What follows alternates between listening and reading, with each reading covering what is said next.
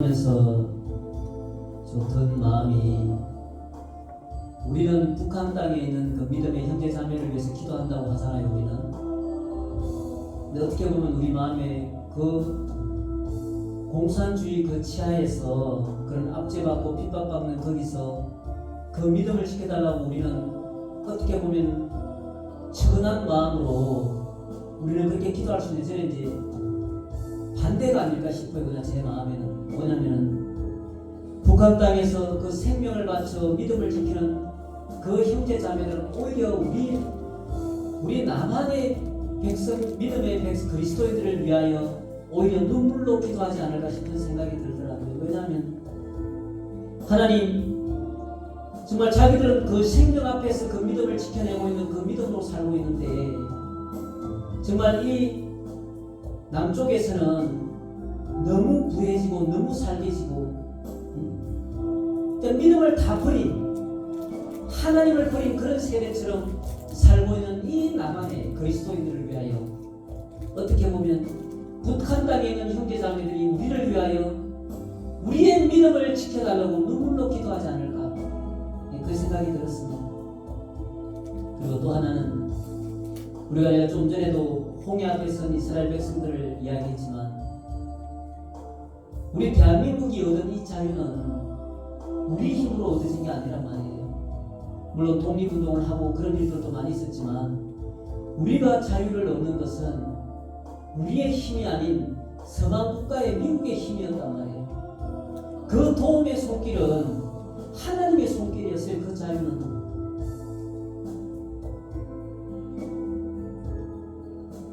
근데 그 자유를 우리에게 하나님께서 주셨을 때는 이스라엘 백성들처럼 그런 애굽에서의 440년의 그 고통에서 얻은 그 하나님께서 주신 그 자유를 그 사람들은 광야에서 거의 다 잃어버렸어요. 결국 그 사람들은 멸망받은 백성들이 되어버렸단 말이에요. 실제로는. 우리도 하나님께 주신 그 자유를 잃어버리는 날은 우리도 똑같이 예수님이 오신다 그 차원이 아니라 우리 이 나라 안에서 무슨 일이 어떻게 벌어질지 우리가 아무도 모르는 거예요. 그래서 우리는 하나님께 주신 이 자유를 위해서 우리는 정말 하나님 앞에 회개하고, 모든 백성을 대표해서 그리스도인들이 회개하고 기도해야 될 줄로 믿습니다. 아멘. 오늘 말씀은 유다서 1장 5절 말씀, 요한계시록 나와 있습니다. 유다서.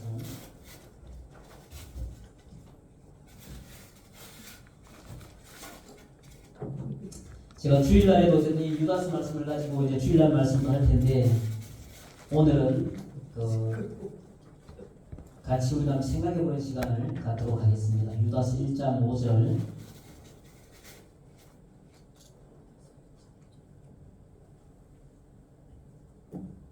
같이 읽도록 하겠습니다. 너희가 본래 모든 사실을 알고 있으나 내가 너희로 다시 생각나게 하고자 하노라. 주께서 백성을 애굽에서 구원하여 내시고 후에 믿지 아니하는 자들을 멸하셨으며.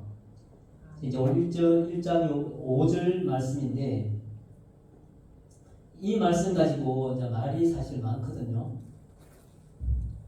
주께서 백성을 애굽에서 구원하여 내시고 후에 믿지 아니하는 자들을 멸하셨으며라고 되어 있다 보니까, 이제 우리가 이제 구원론을 가지고 이야기할 때 이제 이 말씀 하나 가지고도 사실 이제 많이 싸우기도 해요.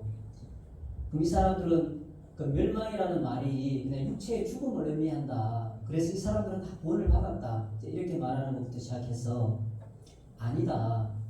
우리가 이제 믿는다고 말을 하지만 끝까지 그 믿음을 지켜내지 못하면, 봐봐라, 이스라엘 백성은 멸망당하지 않느냐, 멸망당한다, 그 구원이 없다 라고 이제 이야기하는 것들도, 그런 부분들도 없지 않아 있거든요.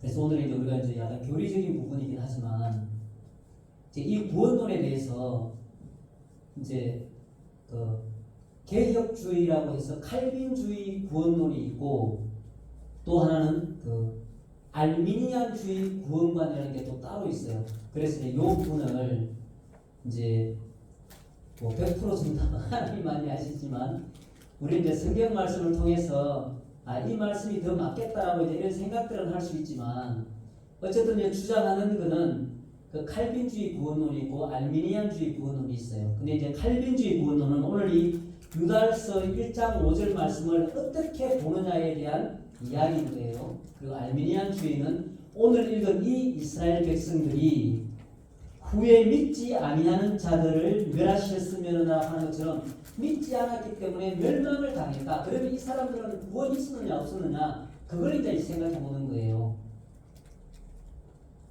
이 칼빈주의 구원론은 계획주의는 이제 이 광야에서 이제 멸망당했다고 하는 이 멸망한 자들은 구원을 얻었다가 구원을 잃어버린 것이 아니다.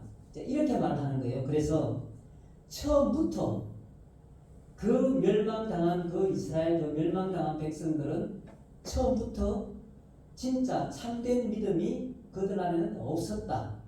그게 이제 개혁주의 그 칼빈주의 구원론 개념이에요. 그러니까 오늘 이 말씀처럼 이스라엘 백성들이 애굽에서 나와서 광야에서 멸망을 당했는데 그 멸망당한 이유가 구원을 받았다가 6월절을 지나고 홍해를 건너긴 했지만 구원을 받았다가 믿음이 없어서 믿음을 못 지켜서 믿음을 잃어버렸기 때문에 멸망을 당한 것이 아니라 이 멸망당한 이 사람들은 처음부터 그 안에 하나님을 향한 진짜 참된 그 믿음이라는 것이 없었다라고 이야기를 하는 게 칼빈주의 구원론의 이야기입니다.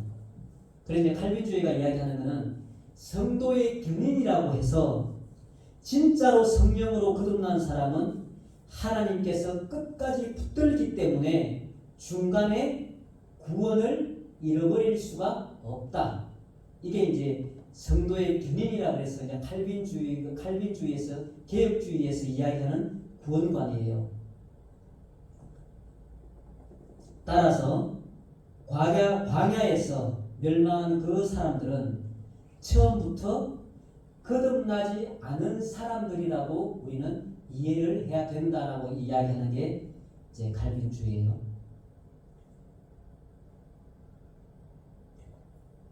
유다서 1장 5절은 처음에는 믿었는데 나중에는 이제 안 믿게 됐어.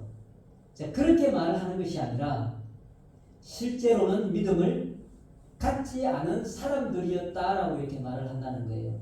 그래서 우리가 이제 상식적으로 처음에는 믿었는데 나중에는 안 믿게 될 확률이 너무너무 희박하죠. 왜냐? 모세가 처음 왔을 때 10가지 재앙이 내렸잖아요.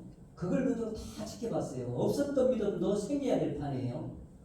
그리고 애굽에서 나오는 날에는 6월절 어린 양의 피 발라서 그 모든 애굽 땅의 장자들이 다 죽었는데 이스라엘 6월절 어린 양의 피 바른 이스라엘 백성들의 그 집에 있는 장자들은 안 죽었단 말이에요.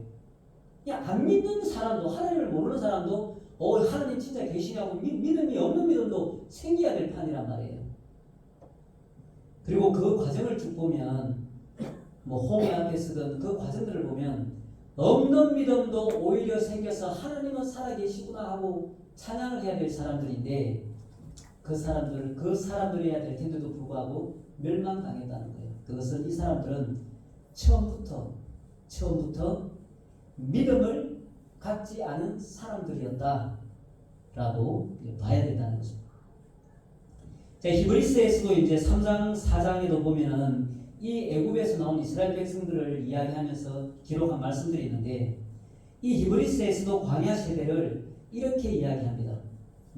오늘 너희가 그의 음성을 듣거든 너희 마음을 감팍하게 하지 말라. 그들이 믿지 아니함으로 들어가지 못했다라고 히브리서에서도 기록하고 있습니다. 다시 말해서 그들은 믿는 공동체 안에 있었지만 믿는 자는 아니었다라고 해석하는 게 칼빈주의 개혁주의 주장입니다. 그래서 칼빈주의 결론은 광야 세대는 구원받았다가 잃어버린 사람들이 아니라 처음부터 진짜 하나님을 향한 그 믿음이 없는 가짜였음을 드러내는 것이다라고 이야기를 하고 있어요. 그러니까 이제 이 말씀은 이제 예수님도 와서 이제 예를 들면서 이제 알곡과 가라지 이야기도 하잖아요. 염소양 이야기도 한단 말이에요. 그러니까 같은 그리스도 안에 있는 그 공동체 안에 있다 하더라도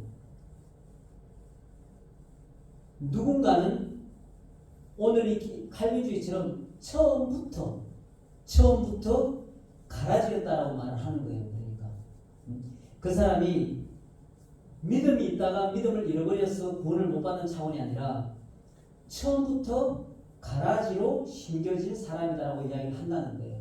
그걸 이제 그래서 이제 칼빈주의 구원론은 오늘 이 유다서 1장 5절 말씀에 이스라엘 백성들이 그 유월절 사건을 다 지나고 어린 양 그 피 바른 그 집안에 있었단 말이에요.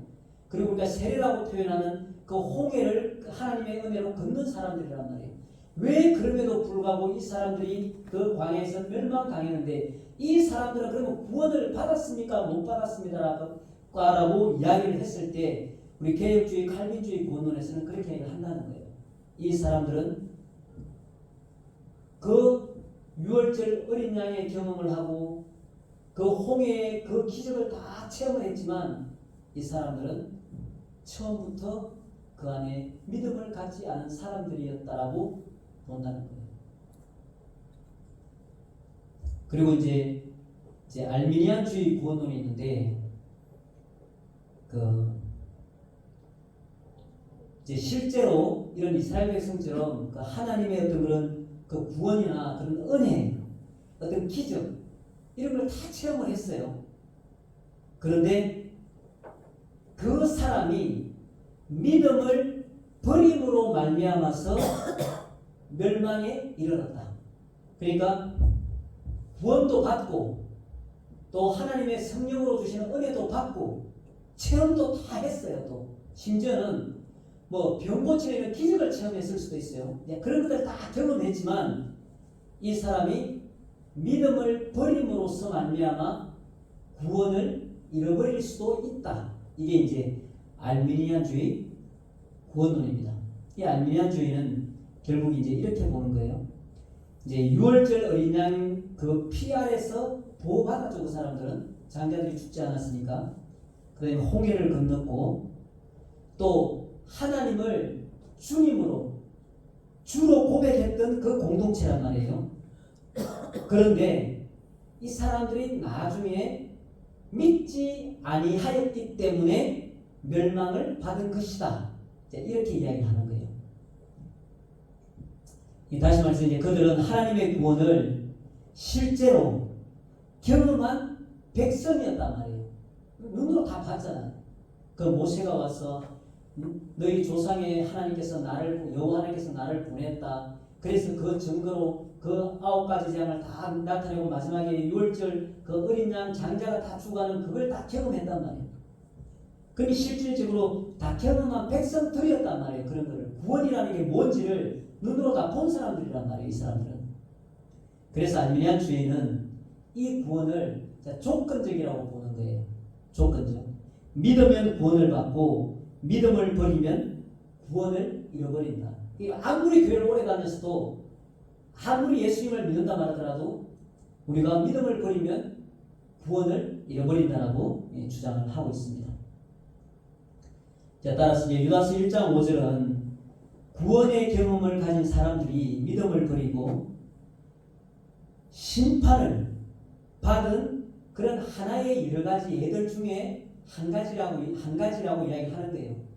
이 말씀이 이스라엘 백성들이 그렇게 구원의 과정을 다 거쳐 나왔는데 멸망당했기 때문에 이 사람들은 믿음을 버렸기 때문에 멸망을 당한 것이다 라고 그렇게 이야기를 하는 거예요.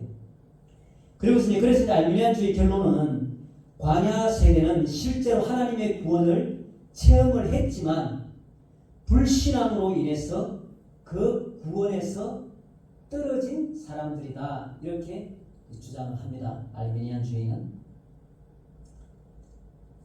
자, 그런데 이제 중요한 거는, 저 같은 경우도 이제 이런 말씀을 접할 때 누구나 다 이런 고민을 한단 말이에요. 아니, 멸망을 당했다고? 그럼 이 사람들은 구원을 받은 거야, 못 받은 거야? 또 심지어는 어떤 경우는 모세는 가나안을 우리가 천국으로 비유를 할 경우에는, 아니 모세도 그러면 가나안에 못 들어간대요. 모세는 그러면 천국 간 거야 만 거야 이렇게도 이야기도 하고, 그러면 도대체 이스라엘 백성들 중에 구원받은 사람은 여호수아 갈렙밖에 없네. 그러면 1세대 중에서는 다 그런 멸망 다 죽어 다 구원 못 받았겠네. 이렇게 말하는 것도 시작해서, 좀 전에 말한 어떤 분들은 아니다, 그거는 그냥 육신의 죽음으로 멸망을 말하는 거지 그 사람이 구원을 못 받았다는 걸 말하는 게 아니다. 홍해를 건넜지 않냐, 유월절 어린양의 경험을 다 했지 않냐, 그 사람은 다 죄 없어 갖고 구원 받아서 이렇게 또 이야기한단 말이에요.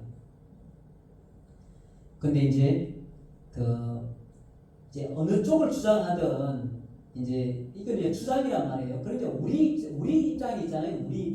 우리는 그러면 어떤 입장으로 나는 이제 받아들일 것인가라는 문제란 말이에요. 이거를 그럼 개혁주의의 말로 따르면, 야 그러면 우리는 구원받았으니까 그러면 뭐 마음대로 살아도 되는 건가? 그러면 뭐 회개만 하면 다 되는 거 아니야? 그렇게도 이제 받아들일 수도 있다는 이야기예요. 근데 내가 이번 주일날 제가 이제 말씀할 때 이제 그 유다서 전체를 가지고 이제 말씀도 한번 다 할 텐데, 그렇게 말할 수도 있고, 또 이제 이 알미니안주의 같은 경우에는 하나님을 믿는 게 얼마나 곤욕인지를 모르는 거예요. 왜냐하면은 한번 생각해 보십시오. 내가 아무리 구원을 받았다 하더라도 믿음을 잃어버리면 구원을 잃어버리는데, 그러면 그 사람은 그 마음속에 그 믿음의 정의를 어떻게 할 거냐는 거예요. 핵심은 또 믿음의 정의를 내가 어떻게 해서 그 믿음을 내가 지켰다, 믿음을 지키지 못했다를 구별해낼 수 있느냐는 거예요. 또 문제는, 핵심은. 그리고 그 커트라인이 어디냐는 거예요. 이게 내가 구원을 잃어버릴 수 있는 그 믿음의 커트라인이 어디까지냐는 거예요. 이게 도대체가. 그 우리가 예수를 믿는 사람이고 예수님의 십자가의 피로 은혜로 구원받은 사람들이니까, 그럼 우리도 이제 하나님의 그 은혜로 구원받았으니까 이제 그럼 우리도 율법을 다 지켜야 되라고 했을 때, 그 율법에 600가지가 넘는 그 율법을 우리 마음으로 다 지켜내야지만이 믿음을 잃지 않은 근거로 볼 거냐, 뭐 몇 가지 정도는 지키지 못해도 나는 그래도 믿음을 지켰으라고 말할 수 있는 근거로 삼을 거냐, 그 근거를 뭐로 삼을 거냐는 거예요. 저 같은 경우에도 사실은 이제 칼빈주의에서 말하는 그 구원론을 저도 사실은 이제 받아들이는 그런 마음이거든요. 왜냐하면 하나님께서 예수 그리스도를 통하여 그 십자가 흘린 그 피와 그 부활로 우리를 의롭게 하고 우리를 거기서 구원해 내셨단 말이에요. 근데 이 우리를 구해낸 이 구원을 하나님께서는 그 구원된 그 구원을 유지시키기 위해서 필요한 게 우리에게 뭐냐면 그게 이제 성령이란 말이에요. 그래서 너희 안에, 구약 때 마찬가지로 너희 안에는 죽었다 깨어나도 너희 육된 몸으로는 절대 그 구원을 끝까지 지켜갈 수 없다는 하나님이 너무 잘 아신다는 거예요. 그래서 우리 안에 성령을 주셔서 성령으로 하여금 우리가 그 길을 갈 수 있도록 만들어 주신다는 거예요. 그게 이제 성도의 견이라는 말과 이제 또 일부 상통할 수 있는 말씀일 수도 있긴 하는데, 어쨌든 이 하나님의 이 구원, 우리가 이 거듭난 하나님이 우리에게 주신 예수 그리스도를 통해 주신 이 영원한 생명은 절대 정말 우리가 소유했다면, 정말 예수 그리스도 그 이름으로 거듭났다면 이 생명은 절대 잃어버릴 수 없는 생명이다. 그게 저도 이제 그걸 이제 받아들입니다. 그래서 우리가 이제 살아가면서 실수할 때도 있고 넘어질 때도 있고, 뭐 하나님 앞에 회개할 일도 있고 뭐 용서받을 일도 있고, 그 인생에서 많은 것들을 경험하지만 그런 가운데서도 하나님은 우리에게 조금씩 깨닫게 하시고, 때로는 회초리를 들 때도 있고, 그래서 끊임없이 우리 안에 이 하나님의 말씀을 통해서, 그리고 우리 안에 하나님의 성령을 통해서 우리를 하나님께서 원하시는 그 거룩한 자리로 끝까지 끌고 가시는 거예요.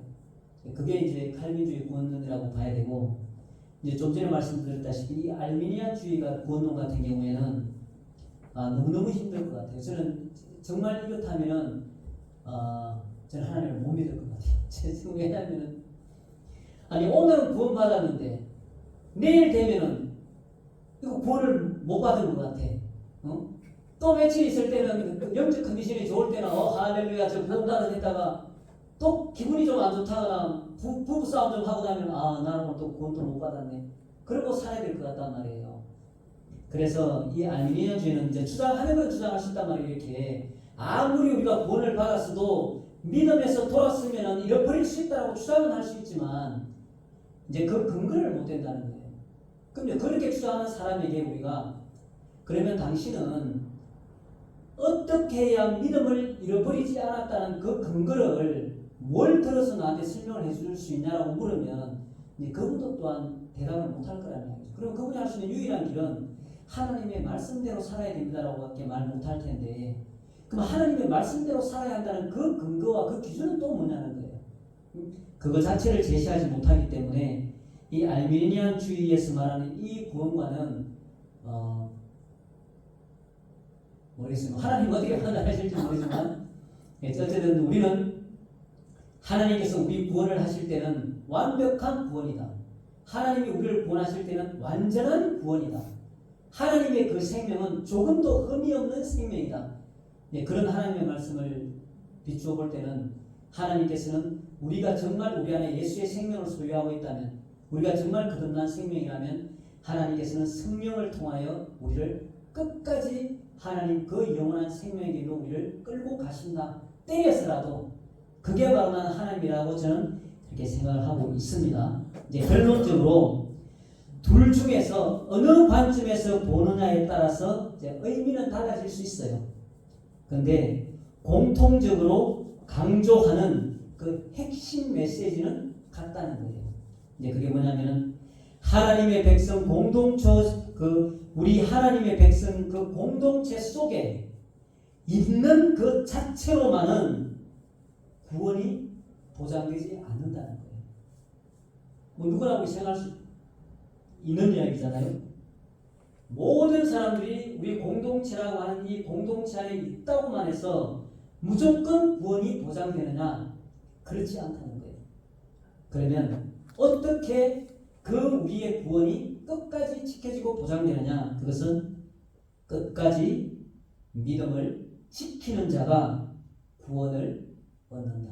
그게 이제 이 알미니안 구원관이나 이 칼빈주의, 개혁주의 구원관이나 그 핵심 메시지는 그거예요. 그러니까 한마디로 이랬든 저랬든 끝까지 믿음을 지키는 자가 구원을 얻는다는 거예요. 그런데 이걸 또 뒤집어서 이야기하면 결국 구원을 받지 못한 사람은 믿음을 끝까지 지키는 자가 되지 못한다는 거랑 같은 말이 되어버리거든요. 이 말 자체는. 그러니까 우리가 이제 판단하고 분별할 수는 없지만 정말 성도들이 수만 명씩 모이는 그런 곳에서 우리는 말 못해요. 그러니까 우리가 뭐 사람이 많이 모였다 적게 모였다의 그런 차원으로 기준을 정한다거나 또 구분을 하는 건 아니기 때문에 어쨌든 중요한 것은 이 이스라엘 백성들이 그 유월절 어린 양 그 피바른 문설주의 피바른 그 집에 그 안에 있었단 말이에요. 그래서 그 죽음을 면하지 않았단 말이에요. 그리고 애국 군대가 오는 거기서 홍해에서 그 세례받는다는 의미의 그 문을 지났단 말이에요. 그 홍해바다를 지났단 말이에요. 그러면 그곳에 있었다 하더라도 얼마든지 그 공동체 안에 그 하늘에는 낮에는 구름기둥 밤에는 불기둥으로 인도하는 그 속에 있었지만 결국 믿음이라는 부분이 아니에요. 믿음이라는 부분, 믿음과 순종이라는 부분인데 이 믿음이라는 부분이 결부가 된 사람은 그 안에 있었다 하더라도 오늘 말씀처럼 멸망당할 수밖에 없다는 게 하나님의 말씀입니다. 그래서 우리는 우리 자신을 날마다 되돌아보면서 정말 예수님이 가신 그 길, 우리 오늘 찬양에서 계속 그런 가사잖아요. 비바람이 불어도 생명을 버리면서까지 아무리 힘들고 어려운 일이 닥쳐도 우리가 그 길을 간다고 하는 그 믿음의 길을 간다고 하는 그것이 끝까지 믿음을 지키는 자가 구원을 얻는다. 그러면 가다가 그 믿음을 포기하는 사람은 아마도 처음부터 믿음이 그 하나님이 주신 하나님의 그 예수 그리스도를 통한 그 믿음을 소유하지 못한 사람이라고 얼마든지 이야기를 할 수도 있다라는 거예요.